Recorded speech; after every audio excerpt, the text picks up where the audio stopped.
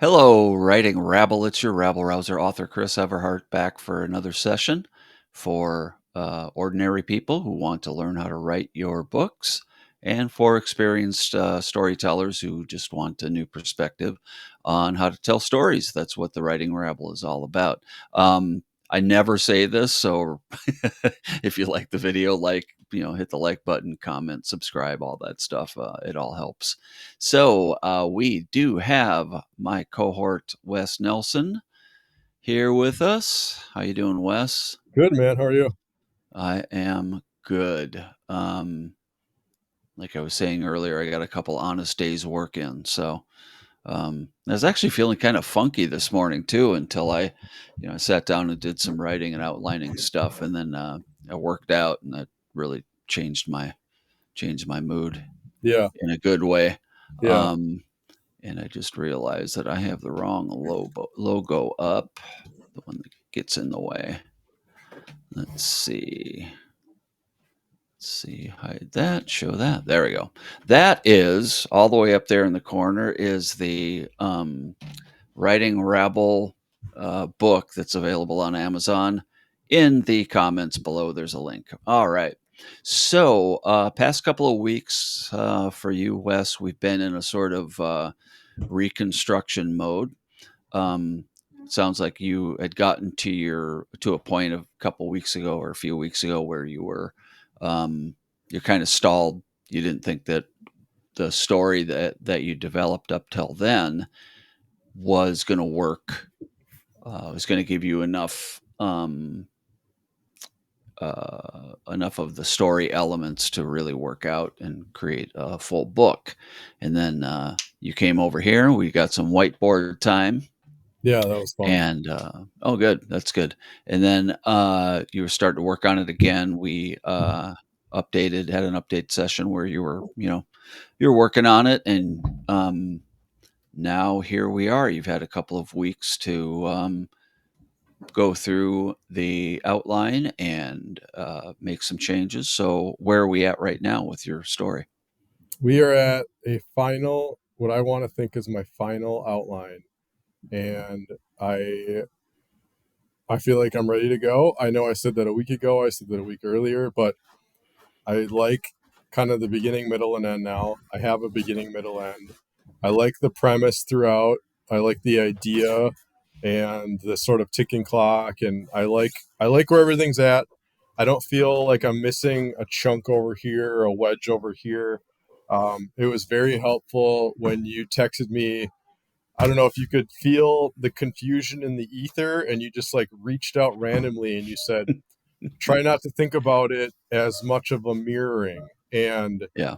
that really kind of unlocked things. And it also, it lines up with other things that I've seen too, where, it's just like, I get so literal and I get so like exacting, and I feel like I have to follow this pattern directly, and nothing in life does that. But that was very freeing.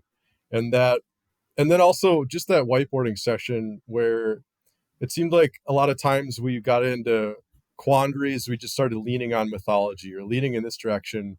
And that was a great reminder of like, yeah, I can make up all this stuff. I don't have Right. like Yeah. ultimately I get to decide. So I don't know. That was just it helped really help the creative juices flowing. And I'm a very visual learner and visual person too. So the whiteboarding was really cool to just keep hammering it out that way. So um I would highly recommend, and I'm gonna get a whiteboard too that I can just have around like that, just to sort of put ideas up there to think about it in that visual sort of way. So Yeah, a couple things based on what you just said. One is that, yeah, I'll find myself in a spot where I'm like, "Oh, I can't do that," or "I can't do that," and then I'm like, "Wait a minute, I'm the author. yeah, I'm the writer. Am I not the one who determines what I can and can't do with this right. story?" Yeah, And the other thing is, yeah, it really helps me to, I have a whiteboard right over there, and sometimes it's helpful to just turn around, get out of my chair, get on my feet, and put some things on the whiteboard and kind of literally put the story on its feet, I guess. So yeah, that is helpful. I envy people who can just kind of, you know, you know, do it all mentally. Um, but I need those different techniques. Um, cool. So, are the latest notes or kind of a rough outline Yeah, in the Google Doc? Are those what you've yeah, got now? Okay. Well, yeah, let's look at that then. And bring that add scene. We're going to bring that up. Okay. So you want to just talk us through it? And yeah. So Act One, Ordinary World. Russ is a genie. He is betting everything on this legacy-making building. He's a developer, construction, um, hoity-toity real estate, commercial real estate guy, and he's putting everything, every last bottom dollar on this last big project that's going to really define his name and his legacy in the industry, and he's betting his everything down to even his house and his his $5,000 golden labradoodle type. I mean, everything is on the line here, okay. Now, and does he know he's a genie? yes and no, yes Okay. and no. He Yeah, I love that right away. You're like, "What about this?" Yeah. He has a lot of luck. He has a lot going on, and I don't think that he fully ascribes it to. Yeah, I don't know. That's a great question, and I'm immediately breaking out in a cold sweat here because how do I solve that? He Well, I is. mean, you know, I don't think it's as hard as it sounds. I mean, it's just that he's just a super lucky guy, right? Now he's going striking out on his own and putting everything on the line because he's so confident that it's going to work. Period. Yeah. Yes. Right? Yeah. Yeah. Yeah.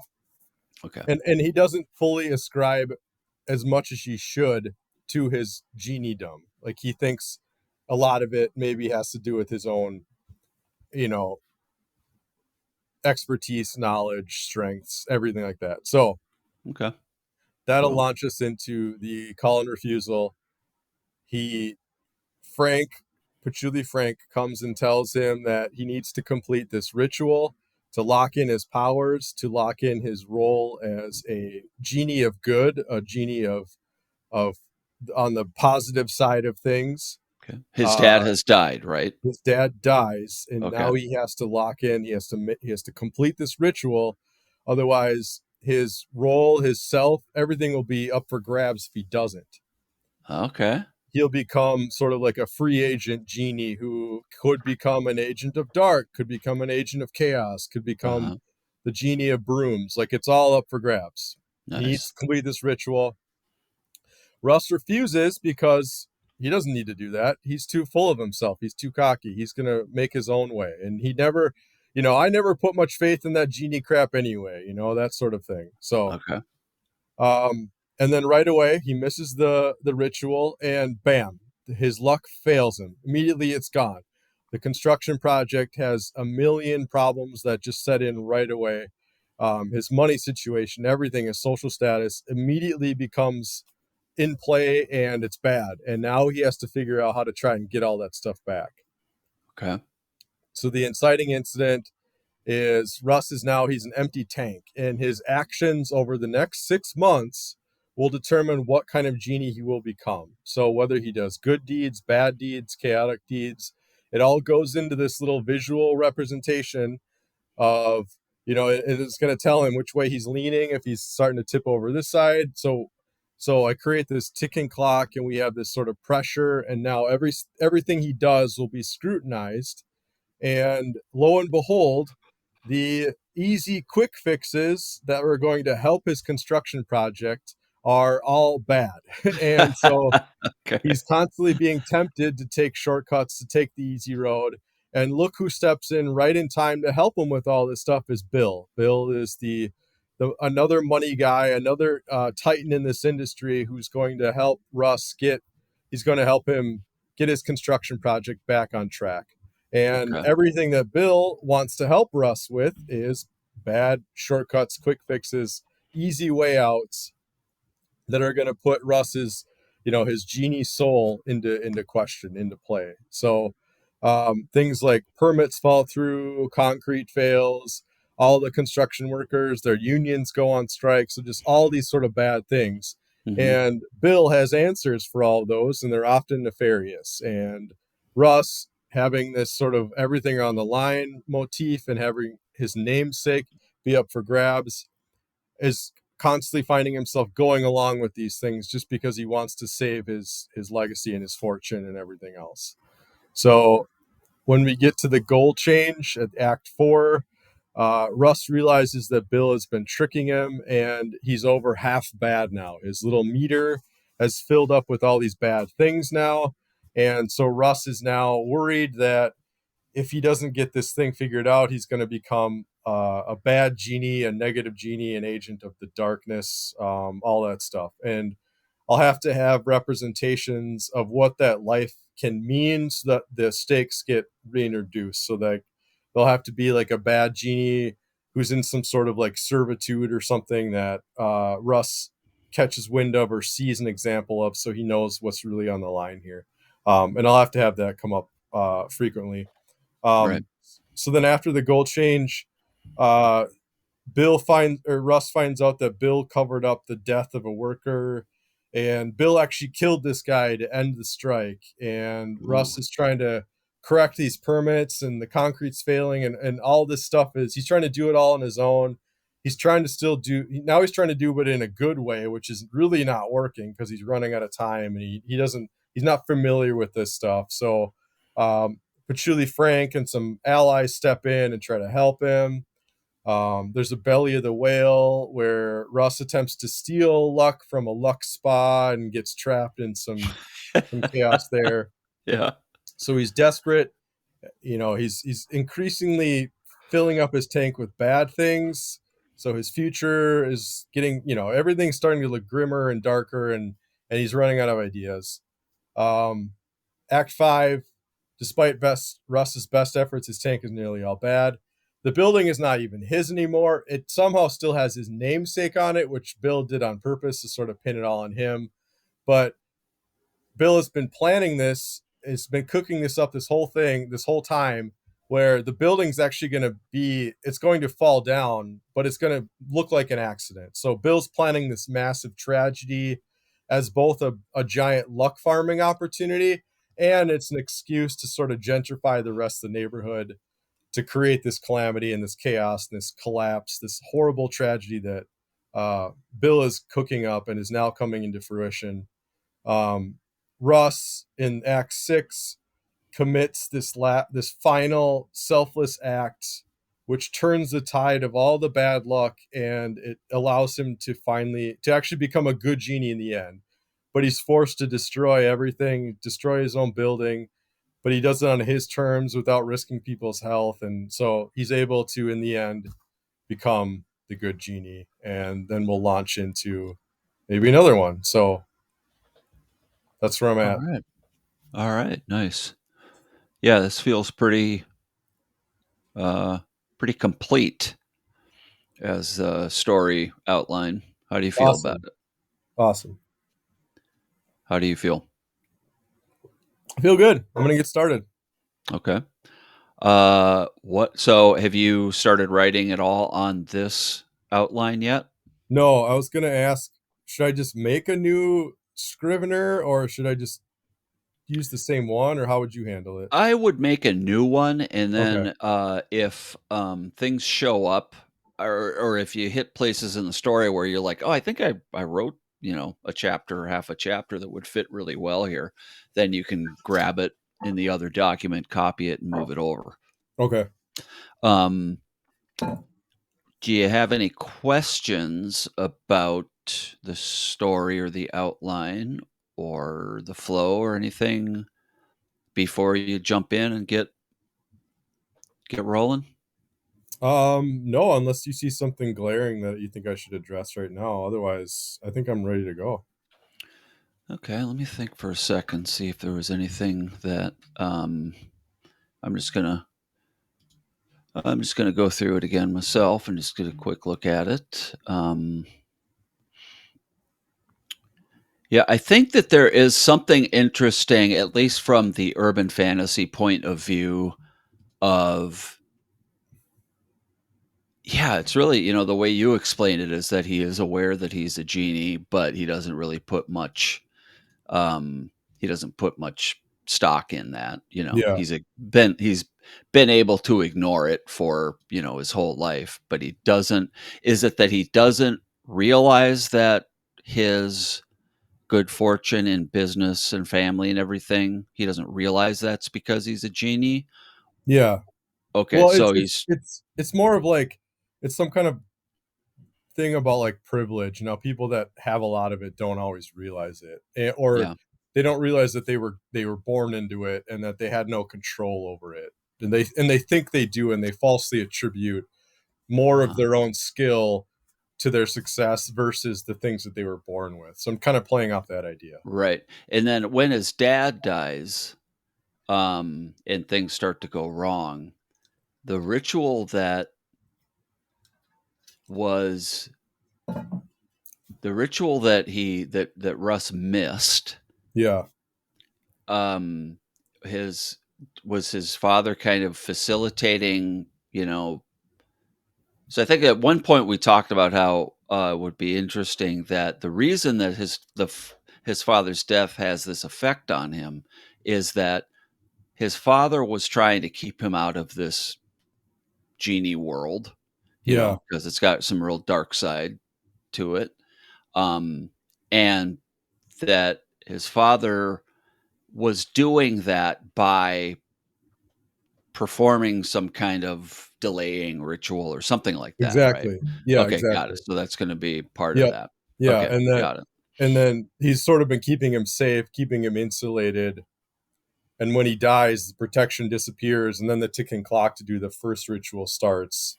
Mhm. And it can have something to do with age or something, but it'll be something like that. Yeah. Okay. Alright, cool.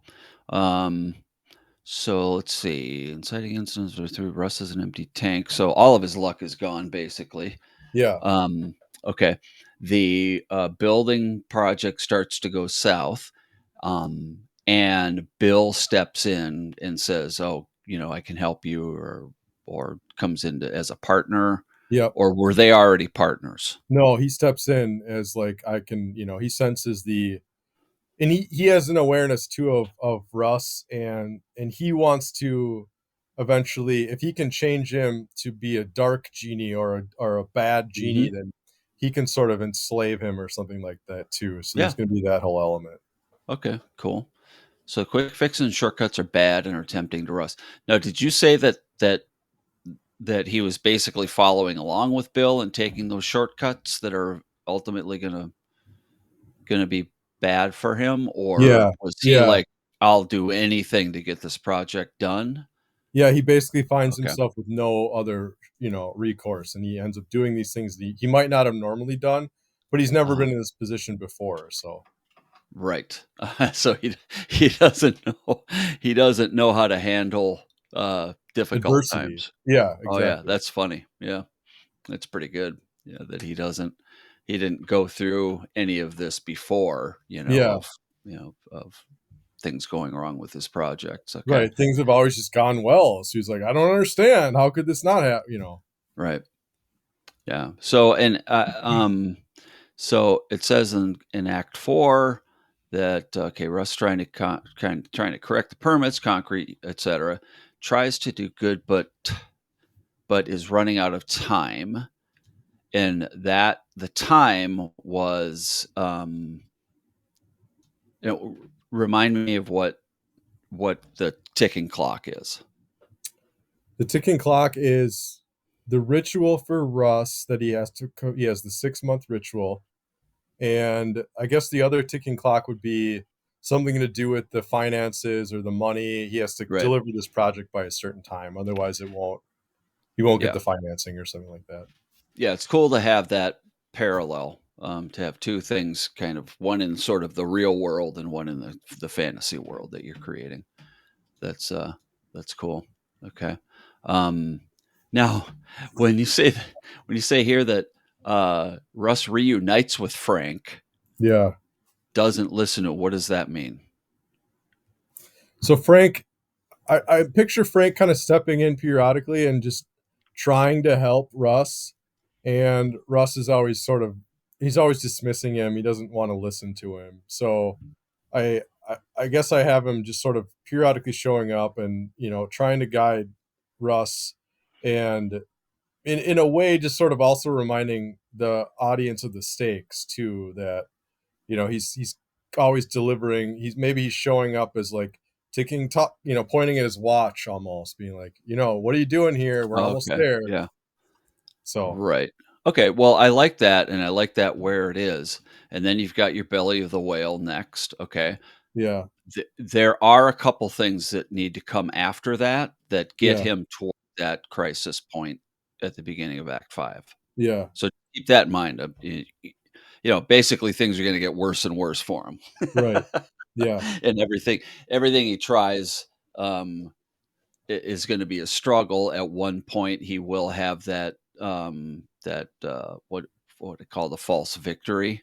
yeah, Um, so basically, as you have it now, you've got the story up to this point, the belly of the yeah, whale, right? yeah. So you've got a couple of steps that you want to make sure you put in there before that 75% mark. Okay, But I think you're definitely there up to that point. It feels pretty full, pretty complete outline.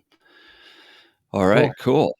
Yeah, this looks good, and yeah. So I think what we'll be able to do is going forward, you're going to be writing, Yeah, and I'm sure that questions will come up you uh, as you proceed, and we'll just kind of um, talk about it okay, as it comes up. How does that sweet. sound? Sounds great. Okay, right on. And, Yeah, basically, get rid of that.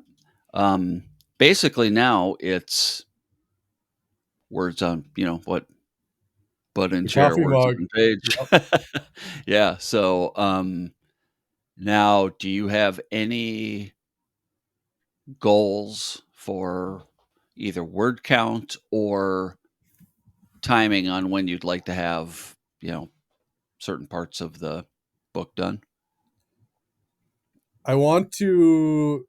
I need to institute my like 15 minutes a day rule again. So that's going to become the daily goal. Otherwise, no. I mean, I do better with goals. I don't like setting them. So um, I should probably just come up with one that um, I don't know, something by Halloween, something by I don't know Well, what seems what's the reasonable. date today? The I don't even know 10th. what date it is. Okay, so today's the 10th, so that'd be about 50 days. Um, what do you want to have accomplished by Halloween?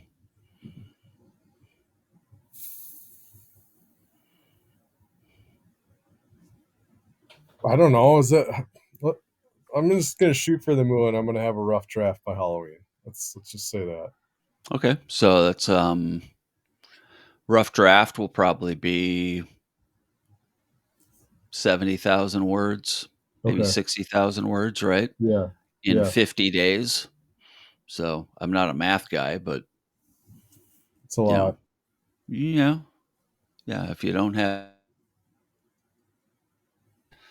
only have an hour or a half hour a day to write, I think being consistent with it may Yeah. be more important than the number of words you get per session.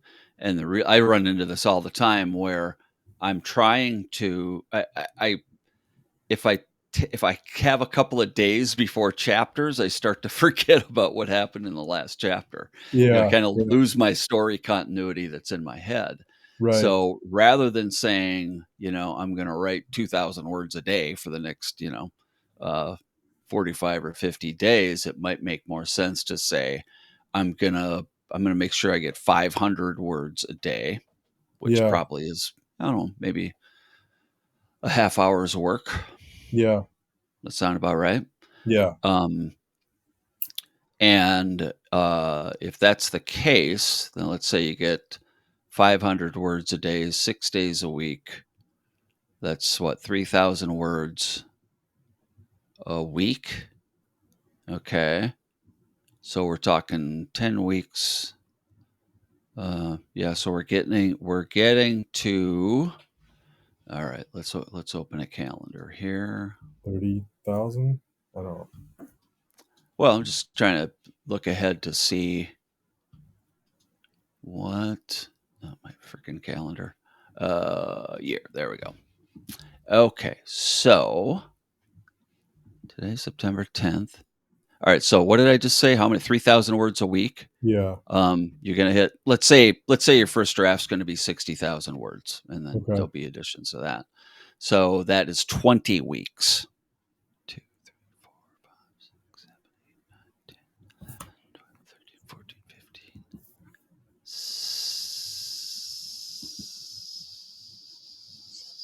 And it's Oh wait, 7 weeks to Halloween. yeah. Yeah. So you're looking at 20 weeks. So there's one. This calendar is weird too. So 1, 2, 3, 4, 5, 6, 7, 8, 9, 10, 11, 12, 13, 14, 15, 16, 17. So it's like, am I counting this right? There's 17 weeks To the new year.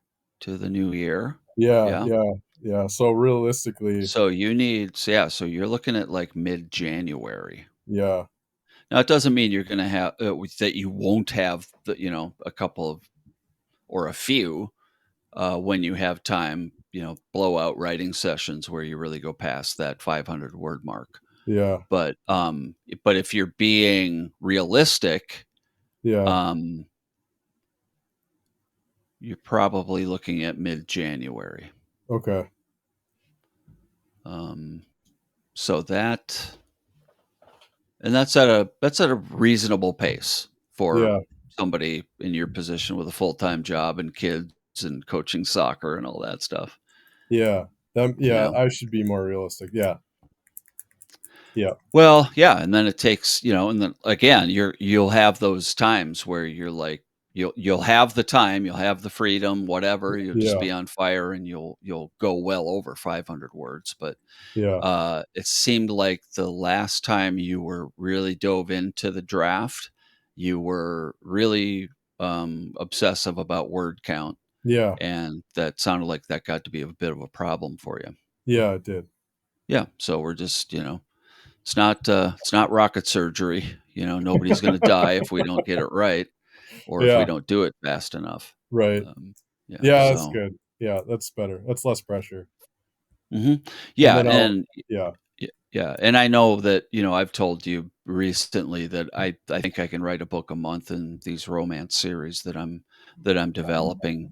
But yeah, keep in mind that I have the flexibility to write to be in my office every morning. yeah. So I can legitimately get 2 to 4 chapters done per day. Oh man, that's awesome. Yeah, because I have the flexibility to spend my time, in the office. Yeah,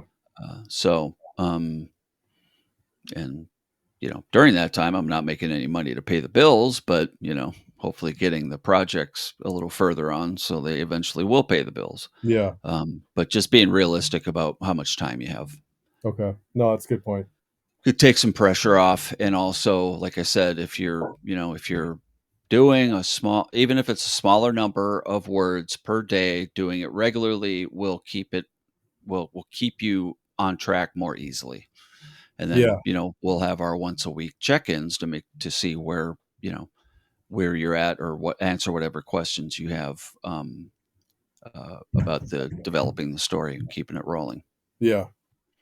I Okay, like that. so yeah, do you feel like you are ready to just start writing? Yeah, Okay. All right, good. Then, and then then you have to expect that um,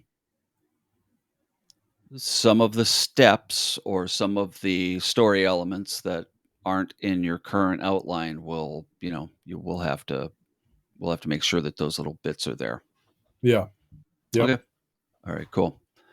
Right on. Well, if there's nothing else, let's close out and we'll get you to work. Sweet. Yeah. All right. Well, thanks for joining us, Writing Rabble. This is exciting times. Wes has reconstructed his story outline for his book, Urban Fantasy, and it looks like it's feeling pretty complete. The outline that he has. There are some points that he'll have to fill in as he goes along, but he's got a clean, what looks like a clean story now. That's super important.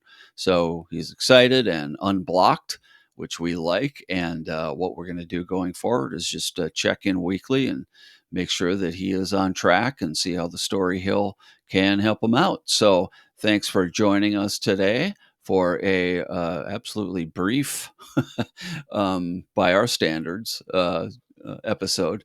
And if you want to learn more about writing, please, check back in on the Writing Rabble.